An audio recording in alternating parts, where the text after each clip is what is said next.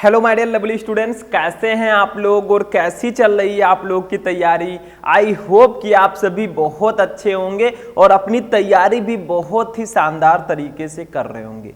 देखिए स्टूडेंट, आप सभी की तैयारी को और भी बेहतरीन बनाने के लिए हम एक बार लेकर आए हैं क्लास 12 केमिस्ट्री का एक मोस्ट इंपॉर्टेंट वीडियो। देखिए स्टूडेंट, ये वीडियो उन सभी स्टूडेंट्स के लिए है जो इस बार 12th में हैं और भैया जो बोर्ड एग्जाम की तैयारी कर रहे हैं, जिनका टारगेट है कि अब की बार हमें केमिस्ट्री में 95% प्लस लाना है। ठीक है, उनके लिए ये वीडियो बहुत ज्यादा स्पेशल है क्योंकि आज के इस वीडियो में मैं लेकर आया हूं क्लास 12 केमिस्ट्री के 3 सबसे महत्वपूर्ण न्यूमेरिकल। देखिए केमिस्ट्री तो सर पढ़ाते हैं, लेकिन आज मैं आपको पढ़ाऊंगा क्योंकि सर को थोड़ा प्रॉब्लम था, इसीलिए केमिस्ट्री की क्लास आज मैं लेकर आया हूं। ठीक है, तो देखिए सबसे पहले ये बोर्ड एग्जाम में लगभग हर साल आते हैं और जो न्यूमेरिकल्स मैं इस वीडियो में बताऊंगा वो आपके 12th केमिस्ट्री के चैप्टर नंबर 1 से हैं, जिसका नाम है विलयन। क्योंकि आपको पता है न्यूमेरिकल किस किस चैप्टर से आते हैं केमिस्ट्री में। चैप्टर 1 विलयन, चैप्टर 3 आपका रासायनिक बलगतिकी, चैप्टर 2 विद्युत रसायन। ठीक है, यही 2-3 चैप्टर हैं जिससे न्यूमेरिकल आने के चांसेस बहुत ज्यादा हैं। ठीक है, तो चलिए स्टार्ट करते हैं आज के इस इंटरेस्टिंग वीडियो को। ठीक, तो देखिए सबसे पहला न्यूमेरिकल क्या है। हम इस वीडियो में 3 टॉपिक पर न्यूमेरिकल सॉल्व करना सीखेंगे। सबसे पहला टॉपिक है मोलरता। आखिर हम मोलरता कैसे निकालते हैं, how to find out molarity. ठीक है, दूसरा टॉपिक है मोललता, मोलैलिटी। ठीक है, और तीसरा टॉपिक है मोल प्रभाज। ठीक, मोल प्रभाज। तो टोटल 3 न्यूमेरिकल हम पढ़ेंगे। सबसे पहले में हम निकालेंगे मोलरता, दूसरे में हम निकालेंगे मोललता और तीसरे में हम फाइंड आउट करेंगे मोल प्रभाज। ठीक, तो सबसे पहला जो न्यूमेरिकल है देखिए क्या है। 15 ग्राम पोटेशियम क्लोराइड को 1 लीटर जल में घोला गया है। विलयन की मोलरता की गणना कीजिए। भैया 15 लीटर पोटेशियम क्लोराइड है, उसको 1 लीटर जल में घोला गया है। तो बताइए इसमें विलेय क्या है और विलायक क्या है। मैंने बताया कि विलेय और विलयन जो होता है वो 2 चीजों से मिलकर बना होता है। देखिए ध्यान दीजिएगा थोड़ा सा, विलयन जो हमारा होता है भैया ये 2 चीजों से मिलकर बना होता है। सबसे पहला जो है इसका घटक वो है विलेय और दूसरा जो घटक है भैया वो है विलायक। ठीक, और मैंने ये भी आप लोगों को बताया है कि विलेय क्या होता है भैया। विलयन में जिसकी मात्रा कम होती है वो विलेय होगा और जिसकी मात्रा विलयन में ज्यादा होती है वो विलायक होगा। तो देखिए 15 ग्राम पोटेशियम क्लोराइड को 1 लीटर जल में घोला गया, तो किसकी मात्रा कम है, पोटेशियम क्लोराइड की, क्योंकि वो सिर्फ 15 ग्राम है, तो ये विलेय होगा। ठीक है, और ज्यादा क्या है 1 लीटर जल, तो जल क्या है, ये विलायक है क्योंकि इसकी मात्रा ज्यादा है। और जो हमारा विलयन है वो 2 चीजों से इसमें मिलकर बना है, एक पोटेशियम क्लोराइड एक जल। ठीक, तो हम पोटेशियम क्लोराइड को विलेय मानेंगे क्योंकि इसकी मात्रा कम है। तो लिखेंगे क्या, लिखेंगे विलेय का भार, विलेय रेड पेन से लिख देते हैं। विलेय, विलेय क्या है इसमें, पोटेशियम क्लोराइड। पोटेशियम क्लोराइड का फॉर्मूला होता है KCl। ठीक है, तो इसका भार हमें दिया गया है। इसका भार कितना है, देखिए भार कितना है भैया, इसका भार जो है वो दिया गया है 15 ग्राम, 15 ग्राम। ठीक, उसके बाद में देखिए, अब देखिए विलेय का अणुभार कितना है। देखिए हमें अगर मोलरता निकालनी है तो क्या पता होना चाहिए, विलेय के मोलों की संख्या अपान विलयन का आयतन लीटर में। तो विलेय के मोलों की संख्या कैसे निकालोगे, उसको निकालने के लिए हमें विलेय का भार पता होना चाहिए, विलेय का अणुभार पता होना चाहिए। दोनों को डिवाइड कर देंगे, विलेय के मोलों की संख्या आ जाएगी। ठीक है, तो विलेय का अणुभार क्या होगा ये भी जान लेते हैं। ठीक, विलेय का, विलेय क्या है इसमें, KCl है, क्या है KCl। ठीक है, इसका अणुभार, अणुभार। ठीक है, तो इसका अणुभार कितना होगा ये जान लीजिए थोड़ा सा। ठीक है, तो देखिए ध्यान दीजिएगा थोड़ा सा। ठीक, देखिए K क्या है, पोटेशियम, पोटेशियम का अणुभार होता है 39। ठीक है, और Cl क्या है, Cl आपका है क्लोरीन, इसका अणुभार जो होता है वो होता है 35.5, 35.5। दोनों को जोड़ दीजिए कितना आएगा, ये आएगा देखिए जोड़िए 74.5। ठीक है, ये इतना आ जाएगा। विलेय का जो अणुभार आया, देखिए विलेय क्या है KCl आपका, इसका अणुभार ज्ञात करना है। तो देखिए K का द्रव्यमान आपको पता होना चाहिए, K का परमाणु भार और Cl दोनों का पता है, K ये है Cl ये है, दोनों का मिलाकर 74.5 आया। ठीक है, अब विलेय के मोलों की संख्या हम निकालेंगे। कैसे निकालोगे? इसके भार में से इसके अणुभार को डिवाइड कर दो। ठीक है, तो यहां पर हम लिखेंगे, तो चलिए यहां से विलेय के मोलों की संख्या अब हम निकाल लेते हैं भैया। विलेय के मोलों की संख्या, ठीक है, निकाल लेते हैं। एक चीज और ध्यान रखिएगा, हमें यहां पर विलयन का आयतन भी दिया गया है। आप साइड में लिख सकते हैं, चाहे तो यहां मैं भी लिख दूं। देखिए आप लोग नीचे लिखिएगा, ज्यादा बेटर रहेगा। ठीक है, हम यहां पर लिख देते हैं विलयन का आयतन। ठीक है, ये हमें दिया गया है 1 लीटर। पहले देखिए न्यूमेरिकल सॉल्व करने का तरीका समझिए। न्यूमेरिकल जब आप सॉल्व करें तो पहले जो वैल्यू दी गई है उसको लिखिए। देखिए विलयन का आयतन हमें 1 लीटर दिया गया है, तो इसको ऐसे लिख देंगे, अभी काम आएगा आगे ये। ठीक है, अभी तो हम विलेय के मोलों की संख्या निकाल रहे हैं, तो विलेय के मोलों की संख्या कैसे निकालोगे? विलेय का भार, ये फॉर्मूला होता है, विलेय का भार बटा विलेय का अणुभार, विलेय का अणुभार। ठीक है, इस फार्मूले की सहायता से आप विलेय के मोलों की संख्या निकाल सकते हैं। मतलब क्या कीजिए, विलेय के भार को विलेय के अणुभार से डिवाइड कर दीजिए, ये विलेय के मोलों की संख्या आपकी निकल आएगी। ठीक है, अब देखिए भार कितना दिया गया है वो हम लिखेंगे भैया। भार हमें दिया गया है, देखिए ध्यान से, इधर साइड में मैं लगा देता हूं, भार दिया गया है 15 ग्राम, 15 लिख दिया हमने, और विलेय का अणुभार दिया गया है 74.5 हमने निकाला है। देखिए ये ऐड करके हमने निकाल दिया 74.5। अब देखिए इसको कैसे कैलकुलेट करोगे बताओ? देखिए यहां से आप एक दशमलव हटा दीजिए इसको, तो यहां पर एक जीरो बढ़ जाएगा, तो ये हमारा आ जाएगा 150 बटा 745। ठीक है, इतना आ गया भैया। जब आप इसको डिवाइड करेंगे तो आंसर क्या आएगा वो मैं बता देता हूं, आप डिवाइड कर लीजिएगा। इसको डिवाइड करेंगे तो 0.20 आएगा। तो हमारे विलेय के मोलों की संख्या जो आई वो 0.20 आई। तो यहां पर हम लिख देंगे विलेय के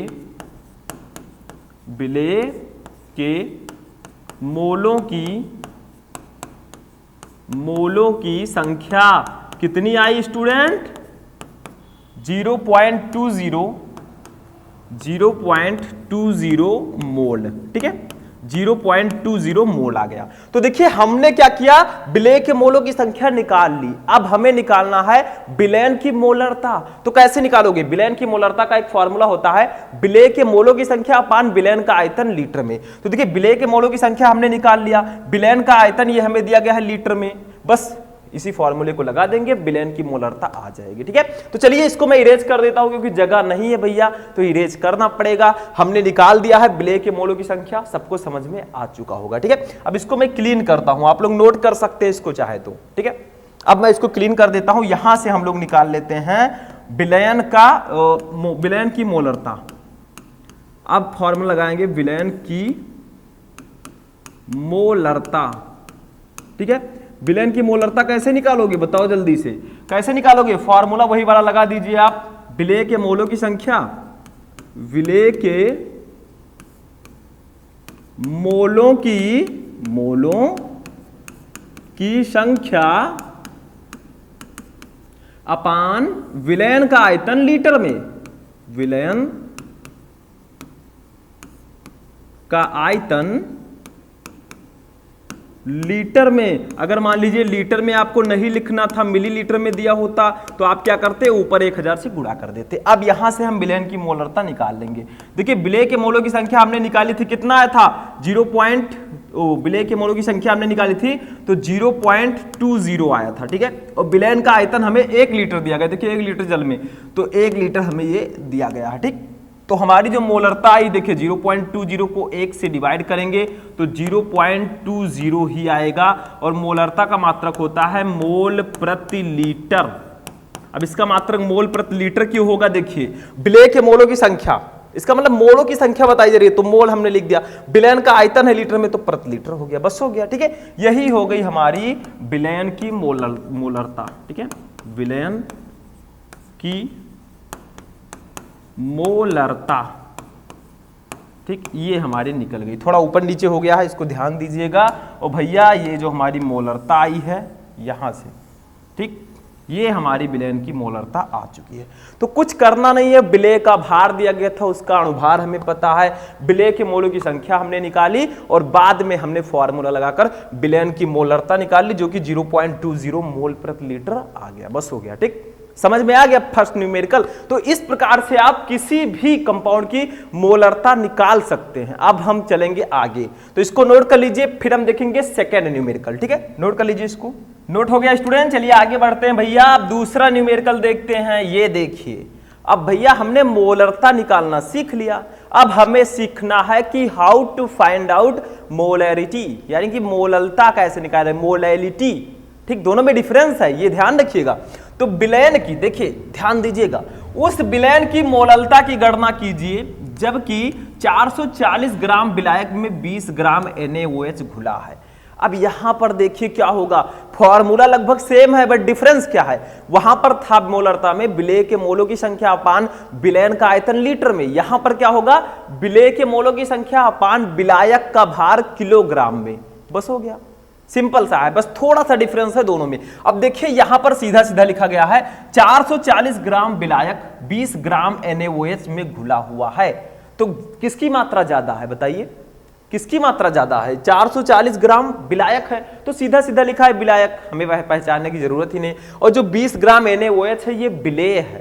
ठीक, तो चलिए लगाते हैं, सिंपल सा है। तो हमें क्या क्या दिया गया है, देखिए सबसे पहले हम लिख देते हैं विलायक का भार, पहले इसको लिखेंगे विलायक का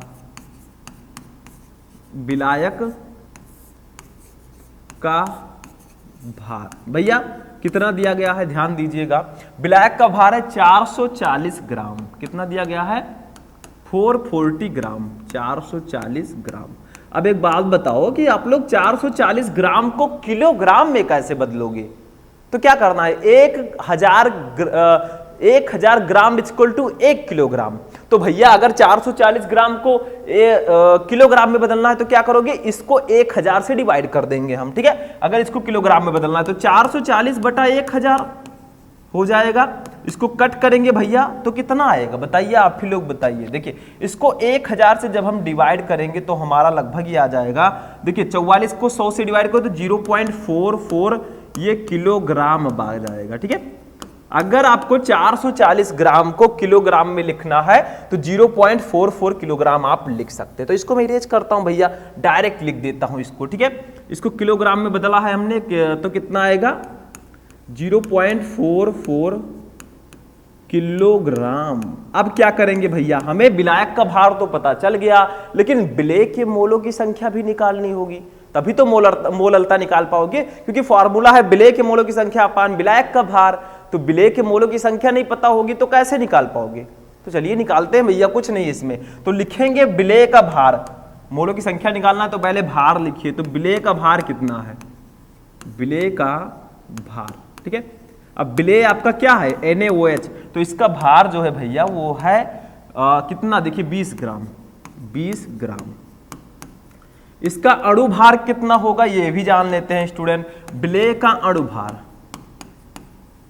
विलेय का अणुभार, तो विलेय आपका क्या है, NaOH। ठीक है, तो NaOH है भैया, तो Na का परमाणु भार कितना होता है, Na का होता है देखिए ध्यान दीजिएगा थोड़ा सा, Na का होता है 23, O का होता है 16, ऑक्सीजन का 16, H का होता है 1। देखिए NaOH है, आप लोग चाहे तो यहां पर लिख सकते हैं विलेय के बाद ब्रैकेट में NaOH भी लिख सकते हैं। ठीक है, तो Na सोडियम का 23 होता है परमाणु भार, ऑक्सीजन का 16 होता है, हाइड्रोजन का 1 होता है। टोटल जोड़ो कितना आएगा, जोड़ो जल्दी से, देखिए 23 और 16 कितना होगा, 39 और एक 40 आ जाएगा, ये 40 आ गया। ठीक है, अब हम क्या करेंगे भैया, इसका अणुभार और भार पता चल गया, अब मोलों की संख्या निकाल लेंगे। तो कैसे निकालोगे, वही फॉर्मूला लगाओ, विलेय के मोलों की संख्या, विलेय के मोलों की संख्या इक्वल टू कितना आएगा बताइए। अब हम डायरेक्टली डिवाइड करते हैं, लिखने की जरूरत नहीं है। देखिए विलेय का भार बटा विलेय का अणुभार, तो विलेय का भार है 20, अणुभार है 40, काट दीजिए, ये आ गया। अब 2 2 1 जा 2 2 2 जा 4, ये आ गया 1/2। भैया इसको हम कितना लिख सकते हैं, 1/2 को 0.5 भी लिख सकते हैं। लिख सकते हैं कि नहीं लिख सकते, 1/2 को 0.5 भी हम लिख सकते हैं, डिवाइड करके देख लो। ठीक, सिंपल सा है। देखो ये देखिए 2 को, ये देखिए पहले दशमलव लगेगा 0.5 तो 0.5 ही तो आया, सिंपल सा है। तो ये मोलों की संख्या आ गई।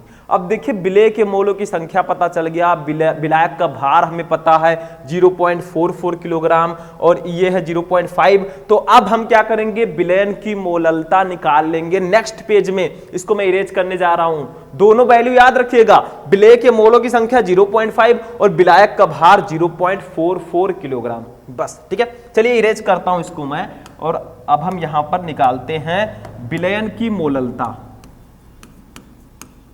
विलयन की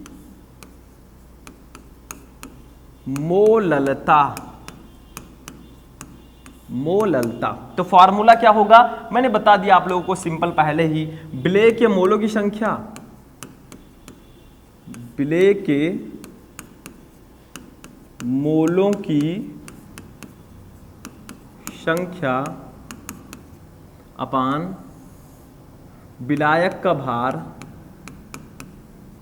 विलायक का भार किलोग्राम में।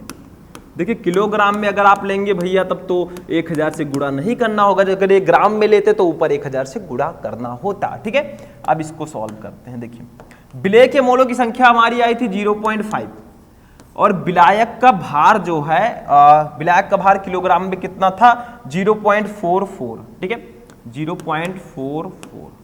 तो एक काम कीजिए, देखिए आप इसको ऐसे भी डायरेक्टली सॉल्व कर सकते हैं, या फिर एक काम करो, इसको आप 100 से गुणा कर दो। किससे गुणा कर दो, ऊपर 100 से नीचे 100 से, तो दोनों जगह 100 से हम गुणा कर देते हैं। देखिए सॉल्व करने का आसान तरीका ये है। तो ऊपर कितना आ जाएगा, देखिए 100 से गुणा करेंगे तो ये दशमलव हट जाएगा और एक जीरो बढ़ जाएगा, देखिए 50 आएगा। ठीक है, अपान नीचे 100 से गुणा करेंगे तो ये 44 आएगा भैया, आएगा कि नहीं। देखिए दशमलव कितने अंक में है, 2 अंक, तो ये 100 से गुणा होगा भैया तो ये 44 हो जाएगा। इसको डिवाइड कर देंगे, 50 को 44 से करो तो कितना आएगा, इसको कट करो और आपका जो आंसर आएगा वो आएगा 1.13। ठीक है, ये आ गया, समझ में आया। तो ये आपका हो जाएगा विलयन की मोललता। तो लिख देंगे यहां पर विलयन की मोललता भैया हमारी जो आई वो आया है 1.13 m। ठीक है, इसको स्मॉल m भी लिख सकते हैं या मोल प्रति किलोग्राम भी लिख सकते हैं, कोई दिक्कत नहीं। जैसे उसमें मोल प्रति लीटर था, इसमें हम मोल प्रति किलोग्राम भी लिख सकते हैं, सिंपल सा है। ठीक है, या m भी आप लिख सकते हैं। स्मॉल m जो है ये मोललता को प्रदर्शित करता है, कैपिटल M मोलरता को प्रदर्शित करता है। ठीक है, तो ये आपका आंसर हो जाएगा, बस यही हमारी आ गई आंसर। ठीक है, हो गया, समझ में आ गया। दूसरा न्यूमेरिकल भी कुछ नहीं करना इसमें स्टूडेंट, सिंपल सा है। ठीक है, तो अब हम चलेंगे तीसरे न्यूमेरिकल पर, उसमें हम निकालेंगे मोल प्रभाज। ठीक, तो पहले इसको आप लोग डिनोट कीजिए फिर आगे बढ़ते हैं। ठीक है, नोट कर लीजिए इसको भैया। अब चलिए स्टूडेंट थर्ड न्यूमेरिकल देखते हैं क्या है, इसको जानिए, बहुत इंपॉर्टेंट है भैया। थोड़ा सा प्रोसेस बड़ा है इसका, ध्यान दीजिएगा, बहुत इंपॉर्टेंट न्यूमेरिकल है। देखिए 72 ग्राम जल और 92 ग्राम एथिल अल्कोहल के मिश्रण में दोनों का मोल प्रभाज ज्ञात कीजिए। मतलब आपको 72 ग्राम जल और 92 ग्राम एथिल अल्कोहल के मिश्रण में दोनों का मोल प्रभाज निकालना। ये एक बात याद रखिएगा, विलयन में उपस्थित जो अवयवी घटक होते हैं उनके जो मोल प्रभाज का योग होता है वो हमेशा 1 होता है। जैसे अभी हम निकालेंगे जल का मोल प्रभाज और एथिल अल्कोहल का मोल प्रभाज, दोनों के मोल प्रभाज को जोड़ेंगे तो वो 1 के बराबर आएगा, ये चीज ध्यान रखिएगा। तो मोल प्रभाज कैसे निकालोगे, देखो मान लीजिए आपको जल का मोल प्रभाज निकालना है तो हेडिंग डालेंगे जल का मोल प्रभाज इक्वल टू जल के मोलों की संख्या अपान जल के मोलों की संख्या प्लस एथिल अल्कोहल के मोलों की संख्या। मतलब जिसका मोल प्रभाज आपको निकालना है उसको ऊपर लिखना है और नीचे जो है दोनों को लिखना है। जैसे विलेय का मोल प्रभाज निकालना है तो विलेय के मोलों की संख्या अपान विलेय प्लस विलायक दोनों के मोलों की संख्या। इसका मतलब क्या हुआ, जिसका मोल प्रभाज हमें निकालना होता है उसको ऊपर लिखते हैं, उसके बटे में उस विलयन में जितने भी अवयवी घटक हैं विलेय और विलायक दोनों का मोलों की संख्या ले लेते हैं, बस निकल आता है। तो सबसे पहले हम क्या लिखेंगे, हम पहले जल के मोलों की संख्या निकालेंगे, फिर एथिल अल्कोहल के मोलों की संख्या निकालेंगे, फिर हम मोल प्रभाज निकालेंगे। तो देखिए मोलों की संख्या कैसे निकालोगे, देखिए जल का पहले भार लिखेंगे, जल का भार भैया कितना दिया गया है, देखिए जल का भार हमें दिया गया है, ध्यान दीजिएगा 72 ग्राम, 72 ग्राम, ठीक है। जल का अणुभार कितना होता है ये लिखिए आप, क्योंकि मोलों की संख्या निकालनी है तो भार और अणुभार दोनों पता होना चाहिए। जल का इस तरह से, ठीक है, जल को हम H2O से लिखते हैं, का अणुभार, का अणुभार। तो भैया जल का अणुभार निकालना है तो हाइड्रोजन का परमाणु भार कितना होता है, हाइड्रोजन का होता है 1, तो 2 हाइड्रोजन है तो यहां पर 2 हो जाएगा, प्लस ऑक्सीजन का 16 होता है, तो ये हमारा आया 18, तो जल का अणुभार आया 18, ठीक, समझ में आया। अब जल के मोलों की संख्या निकाल लेंगे, भार में से अणुभार को डिवाइड कर दो, बस आ गया, ठीक है। तो निकालेंगे यहां पर जल के मोलों की संख्या, जल के मोलों की संख्या मेरे स्टूडेंट्स कैसे निकालोगे, तो इसको निकालने के लिए फॉर्मूला लगाएंगे, जल का भार बटा जल का अणुभार, जल का अणुभार, ठीक है। तो भैया भार कितना दिया गया है, भार है हमारा 72 ग्राम, तो 72 लिख देंगे, अणुभार है 18, 18 को 72 को 18 से कट करेंगे तो 18 4 जा 72, तो आपका आ गया 4, ठीक है। तो जल के मोलों की संख्या आएगी 4, लिख देंगे यहां पर, जल के मोलों की संख्या, ठीक है। ये कितनी आ गई मेरे स्टूडेंट्स, ये आ गया 4, कितना आया 4, तो ये याद रखिएगा, अभी आगे काम आएगा। तो अभी तो हमने जल के मोलों की संख्या निकालनी है, अभी हमें एथिल अल्कोहल के भी मोलों की संख्या निकालनी है, फिर हम मोल प्रभाज एक एक का निकाल लेंगे, ठीक है। तो जल के मोलों की संख्या आ गई, अब एथिल अल्कोहल के मोलों की संख्या लिखते हैं, ठीक है। इसको मैं इरेज करने जा रहा हूं, ये याद रखिएगा कि जल के मोलों की संख्या 4 आया है, ठीक है। चलिए आगे बढ़ते हैं, अब आते हैं एथिल अल्कोहल के मोलों की संख्या, ठीक, निकालेंगे। एथिल अल्कोहल ये है, का भार कितना दिया गया है, का भार, तो भैया भार दिया गया है कितना 92 ग्राम, तो इसको लिख देंगे 92 ग्राम, देखिए 92 ग्राम, ठीक है। उसके बाद में देखिए इसका अणुभार कितना होगा ये जानना बेहद जरूरी है, C2H5OH का अणुभार, अब देखिए कैसे निकालोगे भैया, देखो बहुत सिंपल सा है मेरे स्टूडेंट्स, देखो कार्बन का परमाणु भार होता है 12, 2 कार्बन है तो 12 को 2 से गुणा कीजिए 24, ठीक है। तो यहां पर मैं लिख देता हूं 12 गुणे 2 समझाने के लिए, देखिए कार्बन का 12 होता है, 2 कार्बन है तो 24, प्लस देखिए हाइड्रोजन का 5, हाइड्रोजन 5 है, हाइड्रोजन का परमाणु भार 1 होता है, तो 5 का 1 से गुणा करेंगे 5 आएगा, ठीक है, या 5 गुणे 1 लिख सकते हैं, प्लस देखिए ऑक्सीजन का होता है 16, ऐसे लिख देंगे, प्लस हाइड्रोजन का होता है 1, ठीक। तो देखिए कितना आएगा टोटल, 12 का 2 से गुणा करेंगे 24 आएगा, प्लस 5 का 1 से 5, 16 का 16 तो 16 ही रहेगा, प्लस 1, टोटल आपका आएगा देखिए 24, 5 29, 29 और 16 45 और 1 46, ये टोटल 46 आएगा। तो C2H5OH का जो अणुभार आया वो 46 आया। अब मोलों की संख्या हम निकालेंगे, ठीक है, सिंपल सा है। तो C2H5OH के मोलों की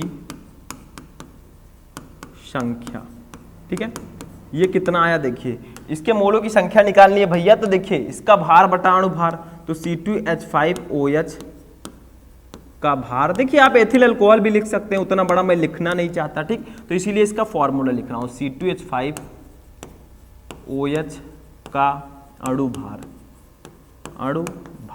ठीक है। तो भैया भार हमारा है 92 ग्राम, देखिए ऊपर दिया गया है, अणुभार है 46 हमने निकाला है, कट करो कितना आएगा, 92 को 46 की कट करो 2 जा 46, 2 जा 92, तो हमारे जो मोलों की संख्या आई भैया वो आ गया 2, ठीक है। तो आप लिख दीजिए चाहे तो यहाँ पर कि C2H5OH के मोलों की संख्या,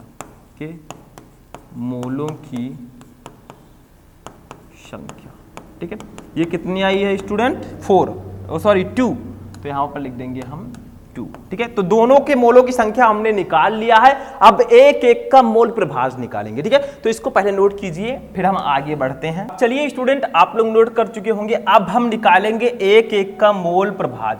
तो भैया सबसे पहले जल का मोल प्रभाज निकालते हैं, सिंपल सा है। तो कैसे निकालोगे भैया, देखो कैसे निकालेंगे, फॉर्मूला समझिए। जल का मोल प्रभाज, मोल प्रभाज, तो इसका फॉर्मूला क्या होगा, मैंने बताया कि जिसका मोल प्रभाज निकालना है उसको आप ऊपर पहले लिखिए ऐसे, जल का मोल प्रभाज। ठीक है, सॉरी, जल के मोलों की संख्या यहां पर लिखिए। ठीक है, मैंने बताया था जल के मोलों की संख्या, मोलों की संख्या। तो जिसका आपको जिस अवयवी घटक का मोल प्रभाज निकालना है उसको ऊपर लिखना है, और इसके नीचे आपको दोनों को लिखना है, जो विलयन में दोनों अवयवी घटक उपस्थित हैं। तो जल के मोलों की संख्या भी लिखना है, जल के मोलों की संख्या, और प्लस जो आपका दूसरा वाला है एथिल अल्कोहल, ठीक है, C2H5OH के मोलों की संख्या। ठीक है, तो जिस अवयवी घटक का आपको मोल प्रभाज निकालना है उस अवयवी घटक को ऊपर लिखना है, और नीचे विलयन में उपस्थित दोनों अवयवी घटक का मोलों की संख्या लिखना है, बस आपका मोल प्रभाज निकल आएगा। देखिए जल के मोलों की संख्या कितना हमने निकाला था, बताइए, 6 निकाला था शायद हमने। ठीक है, कितना निकाला था, सॉरी 4 निकाला था हमने। कितना निकाला था, 4। ठीक है, तो यहां पर लिख देंगे 4, और बटा, देखिए जल के मोलों की संख्या कितनी निकाली थी हमने, 2 निकाली थी, और सॉरी 4, जल के मोलों की संख्या फिर से मैं लिख देता हूं। देखिए जल के मोलों की संख्या 4 थी, फिर जल के मोलों की संख्या 4 प्लस एथिल अल्कोहल के मोलों की संख्या हमारी 2 थी। ठीक, तो इसको लिखेंगे 4 बटा 4 और 2 मिलकर हो जाएगा 6। ठीक, इतना आ गया, समझ में आ रहा है। देखिए जल के मोलों की संख्या 4 आई थी, हमने 4 लिख दिया, फिर नीचे भी जल है तो 4 और प्लस एथिल अल्कोहल के मोलों की संख्या 2, तो दोनों को जोड़ देंगे। ठीक है, इसको डिवाइड करेंगे तो हमारा जो आंसर आएगा भैया वो आएगा लगभग 0 पॉइंट। ठीक है, या फिर मैं नीचे लिख देता हूं, देखिए इसको जब आप कट करेंगे, देखिए डिवाइड करके देख लीजिएगा 4 को 6 से। ठीक है, तो ये आपका आएगा 0.667। ठीक है, 667, तो नीचे मैं लिख दूंगा कि जल का मोल प्रभाज जो हमारा आया, जल का मोल प्रभाज, ठीक है, वो हमारा आया है स्टूडेंट कितना, 0.667। ठीक है, ये हमारा हो जाएगा जल का मोल प्रभाज। ठीक है, अब ऐसे ही एथिल अल्कोहल का मोल प्रभाज निकाल लेंगे। कैसे निकालोगे, एथिल अल्कोहल का निकालना है तो पहले ऊपर एथिल अल्कोहल के मोलों की संख्या लिखेंगे, और नीचे जो दोनों उपस्थित हैं उसके मोलों की संख्या हम लिखेंगे, दोनों की। ठीक, वही सेम प्रोसेस। तो ये समझ में आ गया जल का मोल प्रभाज। अब निकालते हैं एथिल अल्कोहल का, इसको मैं इरेज करता हूं। अब लिखेंगे एथिल अल्कोहल C2H5OH का मोल प्रभाज। ठीक है, इसको भी वैसे लगाएंगे भैया जैसे हम उसमें लगाए थे। देखिए कैसे लगाया था हमने, देखो पहले लिखेंगे एथिल अल्कोहल के मोलों की संख्या C2H5OH के मोलों की संख्या। ठीक है, नंबर ऑफ मॉलिक्यूल्स आप C2H5OH, एंड नीचे भी हम लिखेंगे पहले C2H5OH के मोलों की संख्या, और प्लस जल के मोलों की संख्या। नीचे हम दोनों को लिखेंगे, जल के मोलों की संख्या भैया, बस वही सेम प्रोसेस। एथिल अल्कोहल के मोलों की संख्या कितना आया था बताओ जल्दी से, एथिल अल्कोहल के मोलों की संख्या 2 आया था, नीचे एथिल अल्कोहल के मोलों की संख्या 2, जल की 4, तो ये भी हो जाएगा 2/6। भैया इसको डिवाइड करेंगे तो आपका कितना आएगा, 0.333 आएगा। यहां पर मैं लिख देता हूं 0.333, आई एम फ्री। ठीक है, तो ये आ जाएगा एथिल अल्कोहल का मोल प्रभाज, C2H5OH का मोल प्रभाज। कितना आया भैया मेरे, वो आया है 0.333 लगभग। ठीक, तो ये आ गया एथिल अल्कोहल का मोल प्रभाज। और मैंने बताया था भैया विलयन में उपस्थित अवयवी घटक के जो मोल प्रभाज्य का योग होता है वो 1 होता है। अब हम देखते हैं आता है कि नहीं आता है। देखिए जल का मोल प्रभाज्य कितना आया था 0 पॉइंट, मैं यहां पर समझा देता हूं। देखिए समझाने के लिए है, न्यूमेरिकल तो आपका लग गया है यहीं तक, लेकिन समझा दूं। जल का मोल प्रभाज्य आया था 0.667 ऐसे आया था ना, और एथिल अल्कोहल का मोल प्रभाज्य आया है 0.333। ठीक, तो देखिए अब इसको जोड़िए मेरे भाई, जोड़ो। 7 और 3 मिलकर 10 हो जाएगा 0, 6 3 9 और 1 हो जाएगा 10, ठीक है, और 6 3 9 और 1 10, ठीक है, और दशमलव ये 0 की जगह पर 1 हो जाएगा। तो देखिए दोनों के मोल प्रभाज्य को हमने जोड़ा तो 1 आया। इसीलिए मैंने बताया था कि विलयन में उपस्थित अवयवी घटकों के जो मोल प्रभाज्य का योग होता है वो हमेशा 1 के बराबर होता है। That's a reality. ठीक, यू कैन चेक इट। तो आज का ये हमारा क्लास यहीं पर फिनिश होता है। हमने इस वीडियो में जाना कि विलयन चैप्टर में विलयन की मोलरता और मोल प्रभाज्य को कैसे निकालें। कैसा लगा आपको ये वीडियो कमेंट करके बताइएगा। इस वीडियो को ज्यादा से ज्यादा लाइक कीजिएगा, अपने दोस्तों के साथ शेयर कीजिएगा। तो चलिए मिलते हैं हम नेक्स्ट वीडियो में नेक्स्ट टॉपिक के साथ। तब तक के लिए जय हिंद।